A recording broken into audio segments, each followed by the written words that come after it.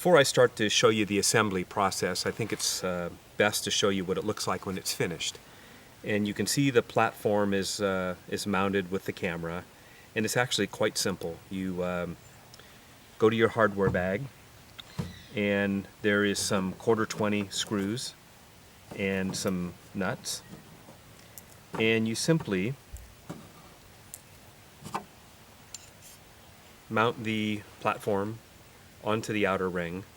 And this is important, and it's a common problem to get these in backwards. You want to put the bolt through the front side, and the nuts go on the back side. And the reason is there's a channel on the back where the nuts are encapsulated here, and that way you don't need a wrench to hold it. You simply use the Allen wrench that comes with your kit to be able to tighten everything. So I'm going to go ahead and assemble this up. All right, with the screws and the nuts properly installed on the platform, the best thing to do is to just gently snug the platform up finger tight so that you can still move the platform to make your adjustments. So I'm just going to gently tighten that. And you're ready now to go ahead and attach the camera. Most cameras have a tripod receiver centered with the lens, as this camera does. It's a point-and-shoot Canon. But sometimes they're offset to one direction or the other, and that's what the different slots are for here.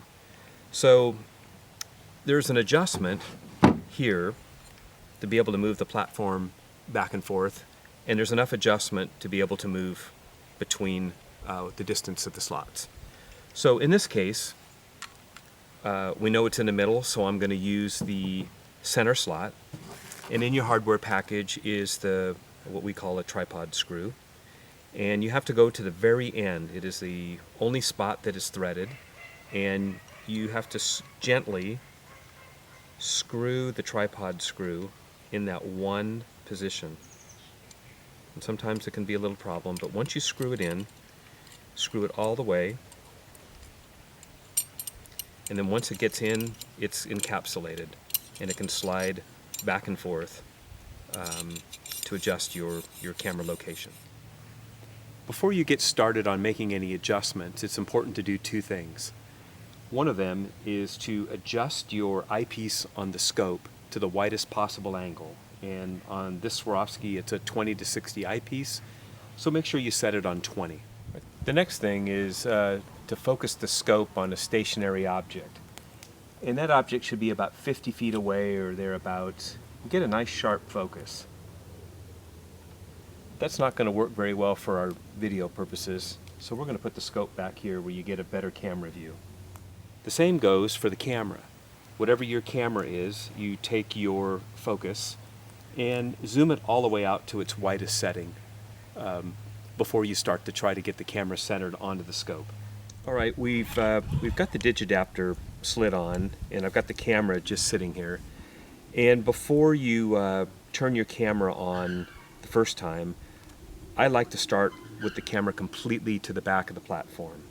And the reason is when you turn your camera on the first time, the lens won't have a collision with your eyepiece of the scope. And then once you do, you can start making your adjustments from there. I also like to make sure that during setup that this thumb screw is loose, so if there is some kind of collision and the lens comes out, it will actually push the Digidapter back rather than jamming up against the eyepiece. And this is really only critical the first time during your setup. All right, I've mounted the camera on the platform and everything's just kind of loose so we can adjust it.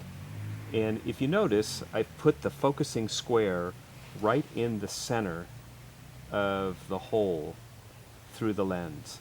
And I'm simply going to move this forward, and I'm going to adjust the table back and forth until the circle is straight, sharp, and square. And the goal here is to get this circle as absolutely sharp as possible. If you go too far, the circle will go dull, and if you go too far back, the circle goes dull again.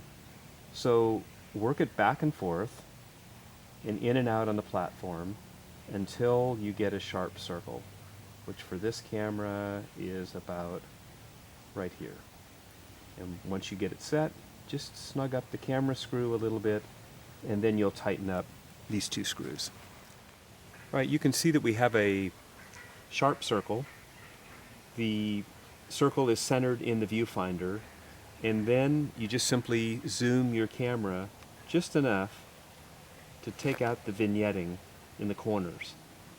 And you can see we're now pretty sharply focused where we were.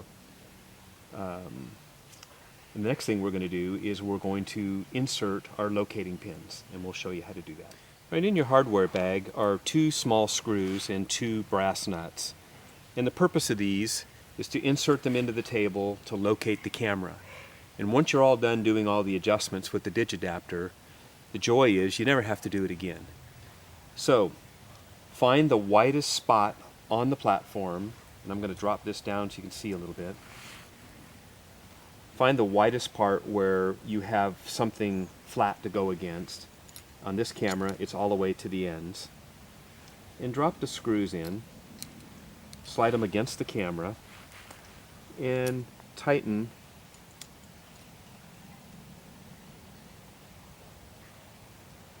the nuts on the bottom. So you have one here, and you'll have another one here.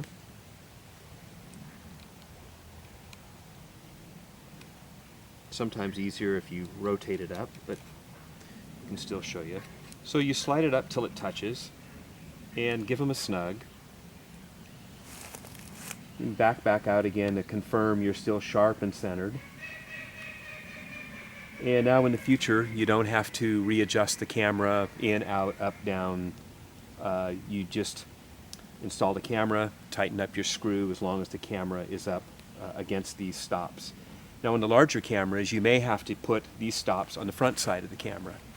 So depending on what you have, if you have a Nikon V1 or something large that consumes a lot of the platform, again, just move it to the front, find a slot that's convenient, and tighten them up for future reference. All right, let's show you how easy this is to reassemble if you have to take a battery out or change the card on your camera.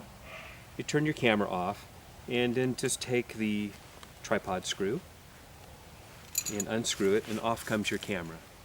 You can do whatever you need to do on your camera, and then it's simply a matter of just finding your receptacle again, tightening the screw. You have it just so it barely snugs up, and then slide the camera up against those 2 screw stops. Give it a little tighten, and you're back ready again to take pictures again. The Digidapter comes on and off simply. You can put it in your pocket. Use at your own risk, but the way I like to do it is to use the wrist strap for the camera. We removed it for the presentation, and I hang it here so the camera would be here actually with the same weight and counterbalance for your tripod. Be careful with that, you don't want to drop your camera. And then when you want to take your pictures, you simply slide it on. You can use the screw. The screw is locked in this groove, so you can't lose it. And you're ready to take some pictures. If you followed all the instructions and you're still having some setup problems, there's a couple of things that you should be aware of. On some of the cameras, I found that the bottoms of the camera have some flashing or plastic tabs, and sometimes that causes the camera to be mounted slightly crooked on the platform, not giving you that nice sharp circle that we're looking for. And sometimes you may have to put some tape, or I find sometimes you can use a file and file off the little tabs if they happen to be on there. This particular camera has no problems, and honestly most do not. But if that circle is not perfect on the top and the bottom, take a look at that. Also, we talked earlier about having a problem with the rubber eyepieces.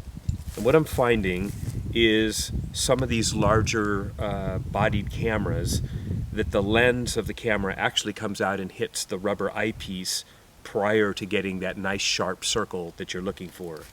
And I found that sometimes you have to remove it.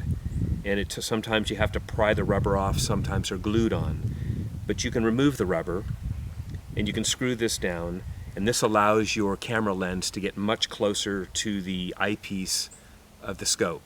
This isn't a Digidapter problem, it's simply an optics problem between the cameras and certain eyepieces. So that being said, if you have any other problems, please see digiscopeadapter.com. Thank you for your purchase, and good luck digiscoping.